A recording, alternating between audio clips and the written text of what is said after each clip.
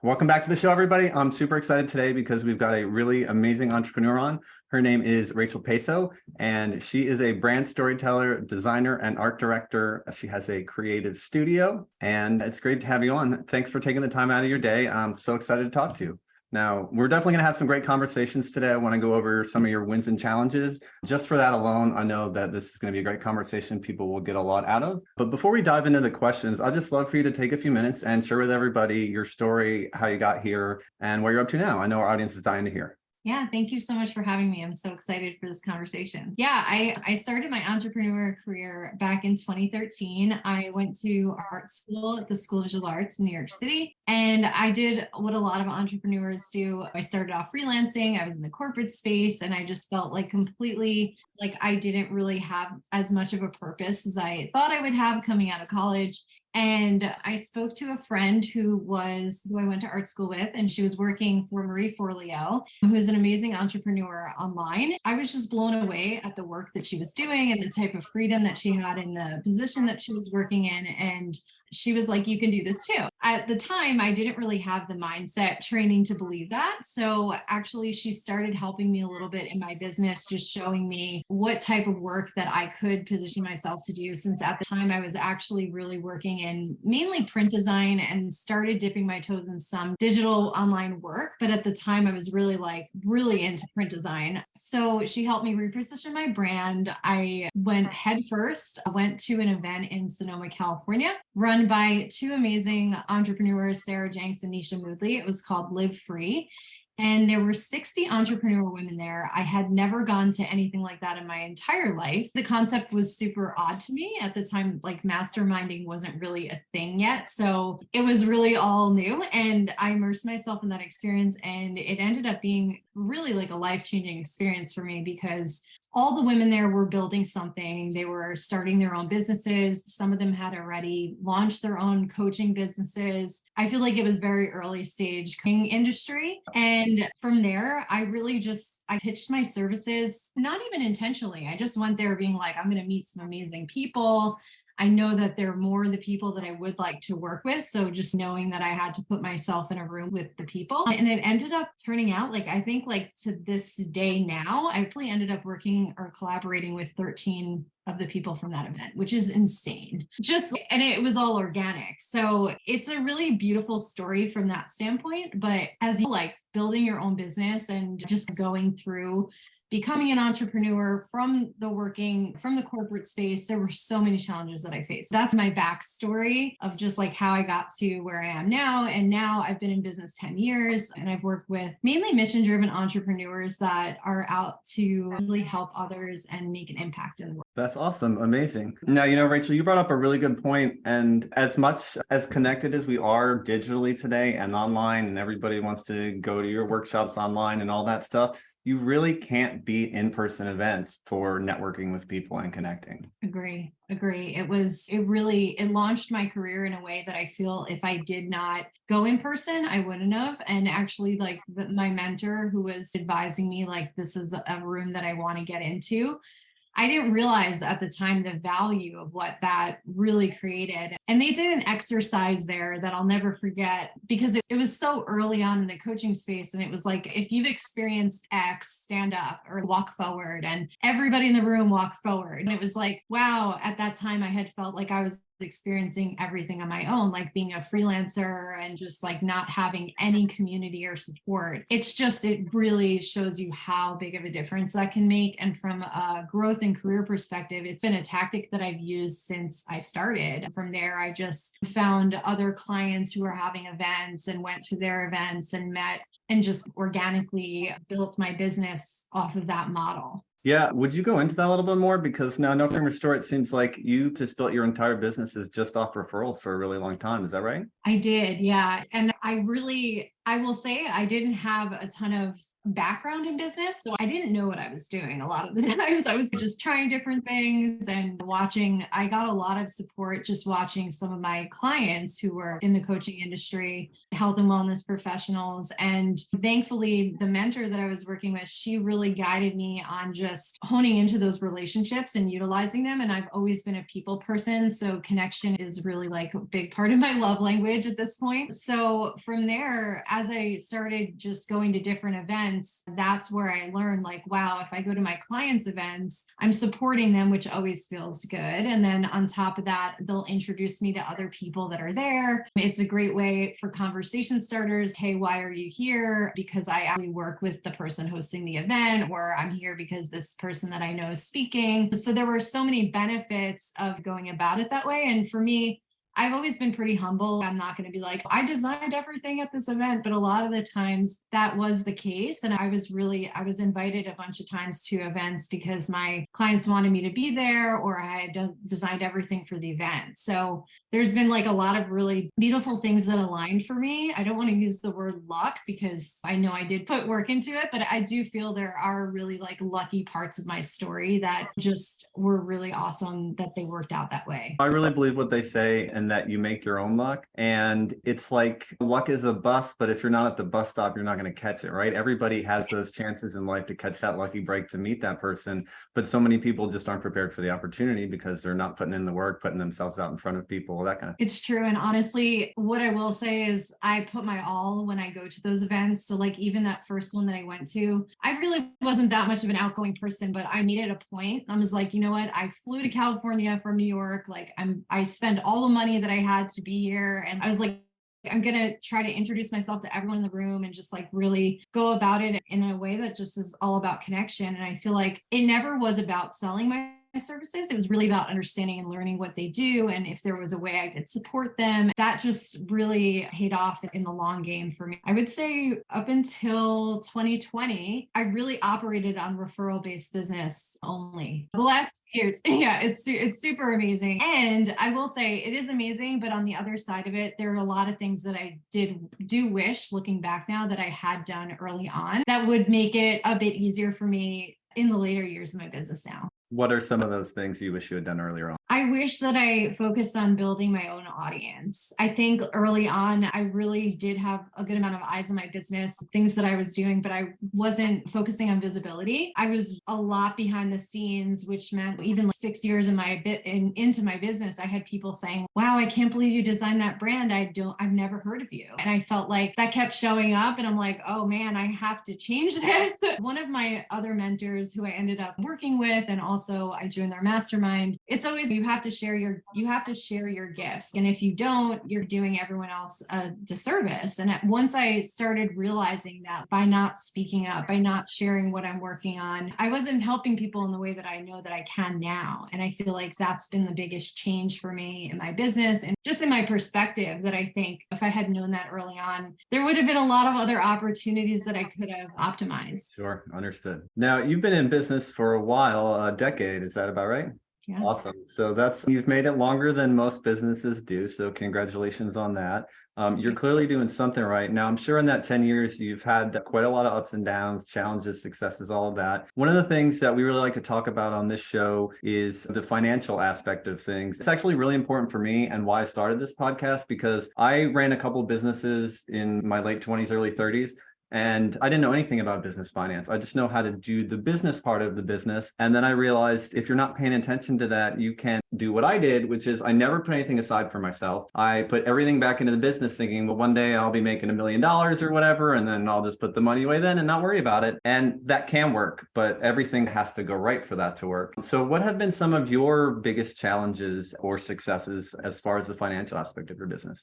Yeah, that's a great question. One of the things that I do think paid off was early on, I knew I had to get an accountant and somebody that can help me really on the financial end. Like, I feel like the first 4 years of my business, every time taxes came around, I was in tears. That was a very slow start. And I had my husband being like, we got to find a solution because I can't deal with this. And I'm like, I don't even know what I'm doing though. Because that's the thing that you learn, like when you start your own business and you don't have a team or that support, like these are things now. And I actually, one of the really successful things that I did was I ended up hiring a bookkeeper. And I went through about 3 of those before I found the actual best one that I have now. And like you have to try things. And that really helped me just get an idea of how much I was spending and just like being able to track it all. So by the end of the year, you're not like going through every single thing you did for a whole year and panicking. Truthfully, that did make a really big difference. And then the other thing that I do, and I still do it to this day, is like I create a simplified like Google sheet with my income and I track everything that's coming in and I track the money that I have to take out for taxes. And that's just been a way of not only manifesting what it is that the income that I want, but being able to track like the amount of clients that I work with and all that stuff that really ties to your finances. But yeah, it was a struggle. Like I did not know for a long time, and it took talking to other entrepreneurs and other experts to figuring it out. And then like with investing, that was also a really big learning curve. To go to that first retreat was like, at the time, was so much money. I had never, my parents, people that were in my world were like, you're spending what? And what I've learned is as you continue to expand in the entrepreneur space, like that is a norm in the entrepreneur space. And outside of that, people aren't going to $2,000 events or $5,000 events. And now it's even more in a lot of the different containers. I had to do some like money mindset work and my own personal development, like reading, podcasting, so I can come some of those meltdown moments where you're like, how am I doing this? And I know now looking back, all that stuff helps with getting you where you want to be, being in those right rooms. And then you start realizing you have to continuously assess things like, did this investment pay? If it didn't, and it's a lot of work. It's not, I'm not going to sit here and say that it's not. So even now, even with the systems, it still takes that energy and kind of diligence around it. Yeah, that's awesome. I am always shocked by how many entrepreneurs I talk to who don't keep track of their finances at all. And then at the same time, I'm also not, because I was that same guy once. And it's just kind of thing like you go to school for 20 years and nobody ever bothers to teach you this thing, whether you're an entrepreneur or not, right? Exactly. If you're just an employee, you need to know how to track your finances too. And nobody ever tells you. But it's really funny what you brought up about your family thinking you're crazy for investing the money and all that, because I think just about every entrepreneur I know who has realize that they need to continue to invest in themselves to continue to grow has a story just like that. You spend how much to do what? Yeah. But that's what you have to do if you want to keep growing, because the more you invest in yourself, the more you return on that investment that you get. 100%. And I think the other kind of misbelief that I feel like happens, and I'll even say it's like kind of outside of the personal development field, because if you're conscious and aware about your emotions and also the different options that it is like that you have in order to grow or change, or the problem is that you're trying to solve in the entrepreneur space, you know that you have a lot of options. And outside of that, if you don't know, like before I became an entrepreneur, I probably would have said things like, wow, I can't believe you would spend that money for a business coach, or I would go to an event for $5,000. Like people were blown away that I would spend the money on that, but they don't realize the room that I get to be in and how much that not only helps, like even if I don't make one sale from that event, what it does to my mindset and where I want to be, it's priceless. It converts that much for me. And I feel like that's something that I think people don't talk about enough, is just really that there's so many options out there to get to where you want to be. And sometimes you do have to spend the money to get there, but and even so, there's other options without spending money, but still. Yeah, for sure. It's definitely, like you said, it's about who you get to be in the room with at some point, because you're spending the money to be there, but those people are also spending the money. And especially when you start, it can be a big challenge to pony up that kind of cash, but that's not going to be true of everybody that you're in the room with. And it just takes one right person to either work with you or to connect you with somebody, or even just give you that one idea that can totally take your business to the next level.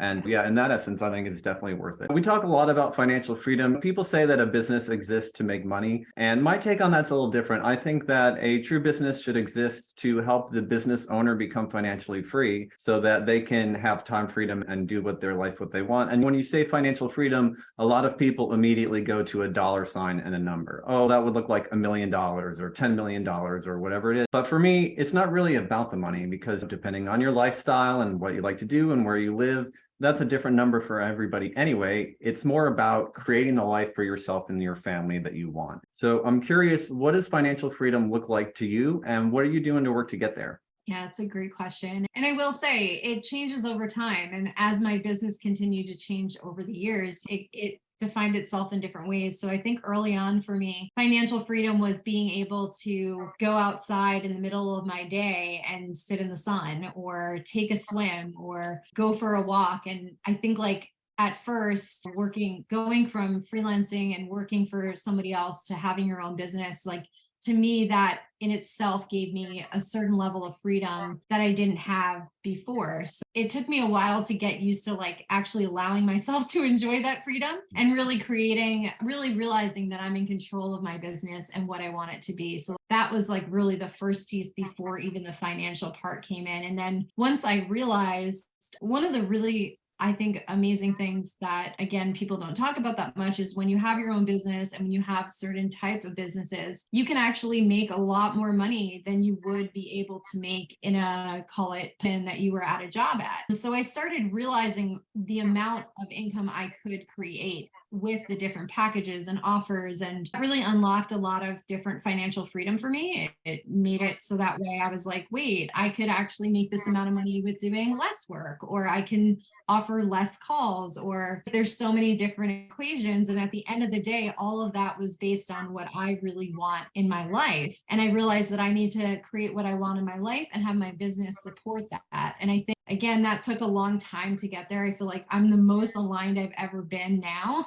And that took a lot of years to get there. And so for me, being financially free, having financial freedom is that I'm able to do the things that I'm really passionate about without feeling like it's taking me away from my family and working at the same time. I really like to have that balance. And one thing that I've implemented, I would say over the last 3 years, is I don't work on Fridays like at all. Sometimes I will if I feel like it. And I just love having the freedom of making that choice and just like sticking to that own boundary for myself. And sometimes like I feel guilty. I will say sometimes I still feel the guilt because there's projects and people that want my support, but I also know like I've put self-care at the top of my freedom list, like in meaning like I just really believe in taking care of myself and continuing to do other passions. Super cool. So let me ask you now, if anybody who hasn't been living under a rock for last year, the economy's gone in the tank. We're in the middle of a recession, even if nobody wants to call it that. So what's your biggest financial challenge right now? Yeah, so definitely over the last 3 years, I've had quite a bit of financial struggles in terms of just like on my personal end of my life. My husband lost his job right before the pandemic hit. And at first I was pumped. I was like, yes, I know you didn't like your job that much. I was like really excited for him to explore his passion and just like really lean into it. And what I didn't realize that my business really wasn't there yet. My business wasn't at a place to support our whole family. What I realized that was a little bit late. I didn't really pay attention to that piece. And then also during the pandemic, just like everybody else, I was bored. And honestly, I spent a little bit more money than I should have during that time period. And I wasn't really thinking about the repercussions. I had thought we're just going back to normal right after this. And I didn't really prepare for the rainy day. And I feel like that kind of nipped us in the butt a little bit. And it's now I feel like we're playing catch up to that scenario because he was out of work for a while, like over a year. He was still going into the corporate space. So there was a hiring freeze. He couldn't get hired anywhere after that for a long time. And then a lot of the other opportunities just weren't showing up. So he actually went back to become a financial advisor. And so now he's on a really great path. And it's all wonderful that it worked out this way, but financially, we're still hitting some bumps because I burnt out in that process, and meaning like I was still working that whole time. I had so much pressure on me. And honestly, I wasn't having the financial, like I wasn't having the freedom operating off of the one income. That makes sense. It definitely can be challenging going from a two-income household down to a one. And you brought up something that a lot of entrepreneurs struggle with, and that's finding the balance between using the money they make to fund their business and the money that they make to fund their lifestyle. So what are you doing to achieve that balance? I don't think that I really have the best answer to that. I think it's something that I'm truly trying to figure out still, like what's the best way to handle that. Although I do know that the lines can get really blurred when you're in that scenario. This is for my business. This is kind of going to help the business, but also just really separating it, I think is super important for me in the future. Is what I would do moving forward is just really understanding that the business income is a lot different than like our household income together. And that like the spending that happens there has to have a different budget that than your personal spending, and making sure that there's ways to monitor that in a great way. And my husband and I, we were really lost with it. We had totally different ways of spending money. We had totally different ways of, if he's not in my business, how does he know what I'm spending? And it's really all the same. So it was very challenging, truthfully. And we do have a financial advisor, but still, it's so hard when you go from like day-to-day expenses to like bill paying to business, like the business piece. So that part's been a journey for us for sure. Gotcha. All right. So tell me, Rachel, what are your plans for 2023 inside your business? What are you really excited about this year that you got going on? Yeah, I'm super excited. I'm feeling a lot better. I really felt completely burnt out in 2022. So it feels so good just to have like my own energy levels back. And I'm excited to be repositioning rachelpesso.com to a creative studio where we get to come up with creative solutions for entrepreneurs and just like really owning the creative portion of the process. So it's just not something I've been able to fully step into over the last few years. I'm excited about that. And also a new offer that I have, which is my Soul Themes, which is templated websites for early stage entrepreneurs. And I just feel like overall, I'm just stepping into being able to really connect the life that I want to the business that I want to have. That's my main goals. Awesome. I wish you all the success in that this year. Thank you so much. Rachel, this has been absolutely amazing. You've shared so many things with me and our audience and all these tips. That's what I'm looking for on this podcast. So really happy you were able to take the time today and to jump on the call and share with me and our audience. It's been such a pleasure to have you here.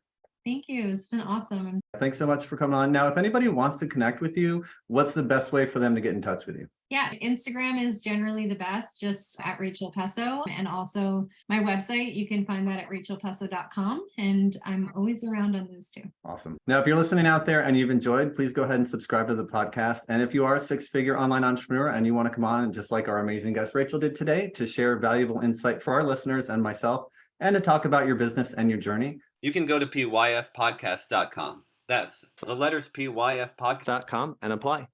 We'd love to have you on as well. Awesome. Rachel, thank you so much, everyone. We'll see you next time.